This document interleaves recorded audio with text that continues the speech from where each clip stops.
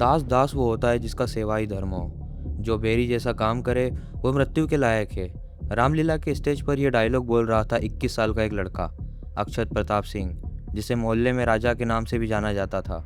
उसकी आवाज़ में एक अलग ही तरह का गुस्सा था। बॉडी लैंग्वेज में एग्रेशन साफ दिखाई दे रहा था। और उसकी स्टेज प्रेजेंस इतनी पावरफुल थी कि सामने बैठी भीड़ उसकी हर एक लाइन को बिना पलक झपकाए देख रही थी, जैसे वो सिर्फ एक्टिंग नहीं बल्कि अपने कैरेक्टर को जी रहा हो। लेकिन उस वक्त वहाँ मौजूद किसी भी इंसान को ये अंदाज़ा नहीं था कि कुछ ही दिनों बाद ये लड़का एक ऐसे खौफनाक सच का हिस्सा बनने वाला है जो पूरे देश को हिला कर रख देगा। Welcome to one more new episode. मेरा नाम है जयंत और आप देख रहे हो Lucknow blue drum murder case. अक्षर सिर्फ एक्टिंग ही नहीं करता था बल्कि रामलीला की पूरी स्क्रिप्ट भी खुद लिखता था। वो डिसाइड करता था कि कौन सा सीन कैसा होगा, कौन सा कैरेक्टर कौन प्ले करेगा, किस डायलॉग को किस टाइमिंग पर बोला जाएगा। और उसे हमेशा गुस्से वाले कैरेक्टर निभाना ही सबसे ज़्यादा पसंद था। इसलिए अक्सर वो खुद ही रावण या परशुराम जैसे रोल प्ले करता था। और जैसे ही वो स्टेज पर आता था तो लगता था कि वो पूरी तरह अपने कैरेक्टर में डूब चुका है। दूसरी तरफ उसके पिता मानवेंद्र सिंह, एक ऐसे इंसान जिनके पास पैसा, स्टेटस और सोसाइटी में इज्जत सब कुछ था। कई पैथोलॉजी लैब्स, शराब के ठेकों का बिजनेस, बड़ा घर, स्ट्रॉन्ग फाइनेंशियल बैकग्राउंड और मोहल्ले में एक अलग ही पहचान। लोग उन्हें एक रिस्पॉन्सिबल और मदद करने वाले इंसान के रूप में जानते थे।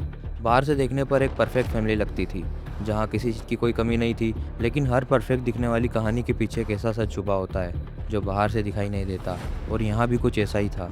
20 फरवरी की सुबह जब मानवेंद्र सिंह का फ़ोन लगातार स्विच ऑफ आने लगा और दोपहर तक उनसे कोई कांटेक्ट नहीं हो पाया तो उनके दोस्त और जानने वालों को चिंता होने लगी। लेकिन जब अक्षर से इस बारे में पूछा गया तो उसने बड़ी आसानी से कहा कि पापा सुबह सुबह ही काम के सिलसिले में दिल्ली गए हैं और अगले दिन तक वापस आ जाएंगे। उसकी बात सुनकर शुरुआत में सब लोग निश्चिंत हो गए क्योंकि ये कोई अनयूजुअल बात नहीं थी। लेकिन जैसे जैसे वक्त बीतने लगा और अगले दिन भी जब मानवेंद्र सिंह ना तो वापस आए और ना ही उनका फ़ोन ऑन हुआ तो सिचुएशन धीरे धीरे सीरियस होने लगी। लोगों के दिमाग में सवाल उठने लगे कि आखिर ऐसा क्या हुआ कि एक ऐसा इंसान जो कभी अपना फ़ोन स्विच ऑफ नहीं करता था वो अचानक से गायब कैसे हो गया। इसके बाद सीसीटीवी फुटेज चेक की गई और वहाँ जो सामने आया उसने सबको हिला दिया।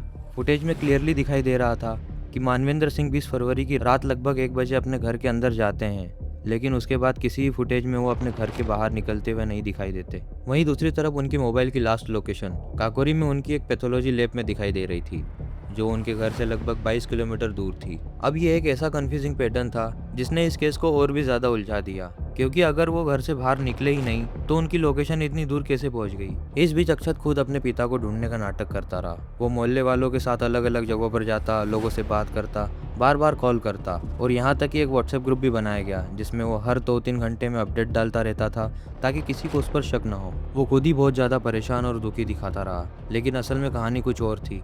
जब लोगों के सवाल बढ़ने लगे और शक गहरा होने लगा तो अक्षत ने खुद ही अपने पिता के एक पुराने फैमिली लॉयर को कॉल करके मिलने बुलाया और उनके सामने जो उसने सच बताया उसने पूरी कहानी को एकदम से पलट दिया। उसने कहा कि उसके पिता अब इस दुनिया में नहीं रहे। ये सुनकर वो खुद भी शॉक हो गए और जब उन्होंने पूछा कि उसे ये कैसे पता और आखिरकार उसके पिता है कहाँ तो उसके जवाब गोलमोल और घबराते हुए थे, जिससे शक और गहरा हो गया। और आखिरकार जब प्रेशर बढ़ा तो अक्षर टूट गया और उसने अपना जुर्म कबूल कर लिया। उसने बताया कि 20 फरवरी की सुबह लगभग 4:30 जब उसके पिता गहरी नींद में थे तब उसने उनकी लाइसेंस राइफल उठाई और सीधा उनके सिर पर गोली मार दी। एक ही गोली और सब खत्म हो गया। उसी रूम में उसकी बहन भी मौजूद थी जिसने ये सब अपनी आंखों से देखा, लेकिन डर के कारण कुछ बोल नहीं पाई। लेकिन कहानी यही खत्म नहीं होती, क्योंकि इसके बाद जो हुआ वो और भी ज़्यादा खौफनाक था। अक्षत ने अपने पिता के शरीर को बाथरूम तक घसीटा, फिर उसे टुकड़ों में काटना शुरू किया।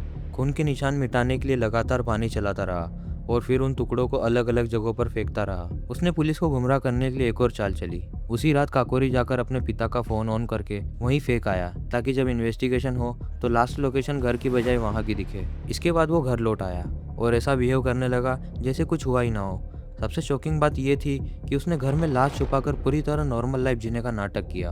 उसने खाना खाया, लोगों से मिला, खुद ही अपने पिता की मिसिंग रिपोर्ट दर्ज करवाई और हर किसी के सामने उन्हें ढूंढने का ड्रामा करता रहा। उसने नीले ड्रम में अपने पिता के धड़ को छुपा दिया और बदबू को दबाने के लिए लगातार परफ्यूम का यूज़ करता रहा ताकि किसी को शक ना हो। लेकिन 23 फरवरी को जब पुलिस उसके घर पहुंची और उस ड्रम को खोला गया तो अंदर का नज़ारा इतना भयानक था कि वहाँ मौजूद लोग भी सुन्न हो गए। एक बाप का कटा हुआ शरीर उसी के बेटे के घर में छुपा हुआ मिला और उस पल ये साफ हो गया कि ये सिर्फ एक मर्डर नहीं बल्कि एक बहुत ही सोची समझी साजिश थी। पुलिस ने तुरंत अक्षत को गिरफ्तार कर लिया और जब उससे वजह पूछी गई तो उसने एमबीबीएस के प्रेशर की बात करी, लेकिन फैमिली ने इस बात को पूरी तरह नकार दिया। उनके मुताबिक असली वजह कहीं ज़्यादा गहरी थी, जिसमें बचपन का ट्रामा, माँ की डेथ के बाद पैदा हुई दूरी, रिश्तेदारों द्वारा भरी गई नफरत, पुराने झगड़े और पैसों को लेकर हुए विवाद शामिल थे।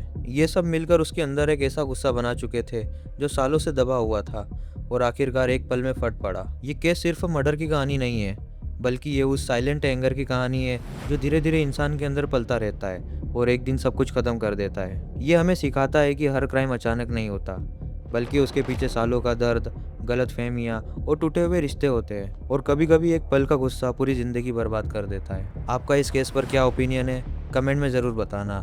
ऐसी रियल क्राइम स्टोरी के लिए चैनल को सब्सक्राइब करना मत भूलना। मिलते हैं एक और रियल क्राइम केस के साथ।